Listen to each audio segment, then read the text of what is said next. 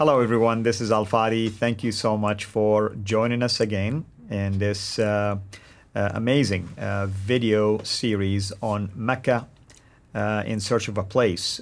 We're starting now to really put it all together and zoom in on the 7th century.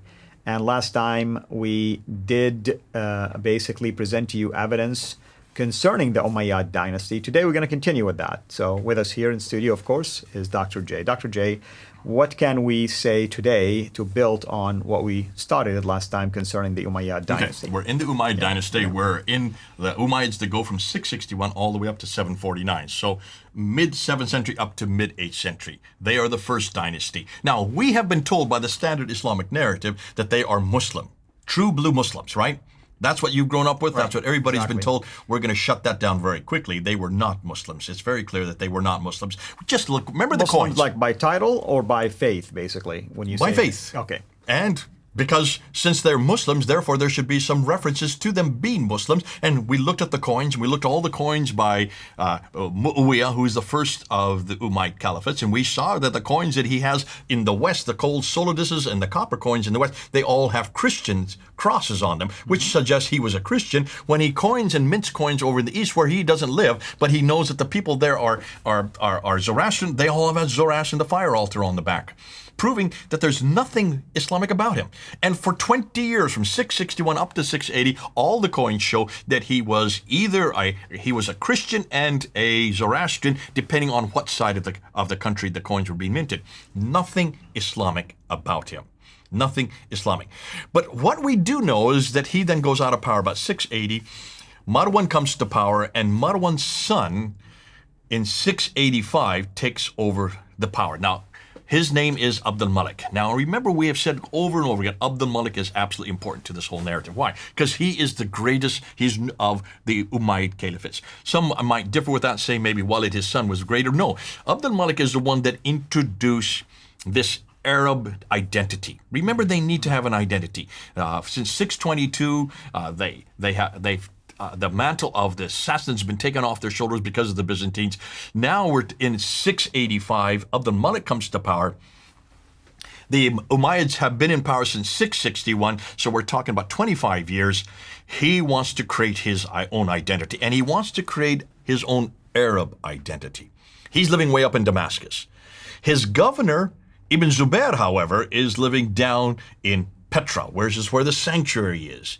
So we need to zero in on Ibn Zubayr. So let's look and see why Ibn Zubayr is important. Let's go to the slide. Who is Ibn Zubayr and why is he important? Well, Abdullah ibn Zubayr was the governor of Petra under Abdul Malik, the Umayyad caliph, from 685 to 705. He rebels against Abdul Malik in 686. Therefore, he's fascinating against the power which is up in Damascus. Now, we've asked this question before.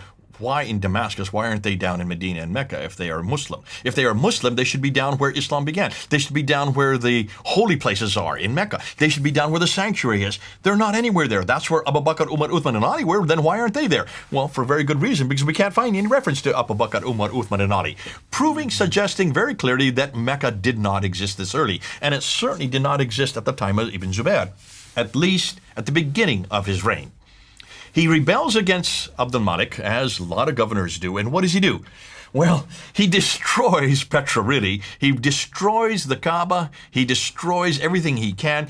He grabs the black stone and takes it with him. Hugely important. You're going to see why. And he flees down to the south from where he comes from. Where does he flee down to? Well, he needs help.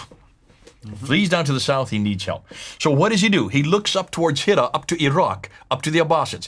Now, the Abbasids have always hated the Umayyads. Why? Because the Abbasids are the carryovers from the Sassanians. They are the Persians. Right. They're up in Ctesiphon. Ctesiphon is the name of their capital. They're still up there. They haven't been destroyed. They have been, they've been conquered, but they still exist, and they are gaining power. Now, suddenly, they realize this guy who has rebelled against Abdul Malik, their number one enemy, the one they hate the most, they now realize, hey, this guy has the black stone. Ooh, we need to follow him. And he needs help too. He needs allies because he's all alone.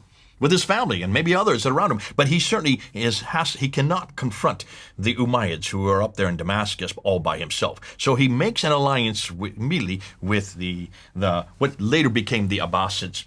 And of course, they're up in Kufa. Now let's put it on a map so we can see what we're talking about. So let's look at a map here. There you can see in 680, Ibn Marwan supplants the Sufyani family in Damascus. That's the dull red area that you can see here on the left. And here you can see Damascus is circled in red. His son Abdul Malik becomes caliph in 685. He is also in Damascus. Ibn Zubayr is down there in Petra. And he, looking at the map there, let's take a look. He then flees down to the south. Does he flee to Mecca? We don't know, because we don't have any reference for Mecca that early yet. We're assuming he did flee down there, and the dark blue area is where he goes to, but then he needs an ally, so he goes and gets an ally with the Abbasids who are up there in Hira, which later will become, northeast of it will become Baghdad. They are headquartered up there. Now, note the political capitals. So Damascus and Hira are the political capitals of the Umayyads and the Abbasids. The sanctuaries, however, are Petra and Mecca. Do you see that on the map? Yes. Okay, so those are the four major cities that you need to look at. So those are the political capitals, and these are the sanctuaries for both. That's the sanctuary for the Umayyads, and here's the sanctuary for the Abbasids. Why? Because of Ibn Zubayr. He now has the black stone, and wherever the black stone goes, so does God's presence go with it. That Arab identity is needed. Why is it important? We're going to go into that in the next episode, because that is now where the Arab identity comes into importance. And who is the one that creates that? Well, you know the answer already, but let's get into that. Let's dive into it in the next episode, because then now we've shown why Ibn Zubayr is important. I want to show you then what happens next. Wonderful. Thank you so much, brother. Thank you, everyone, for joining us. Until next time, have a blessed day. Thank you for watching this video.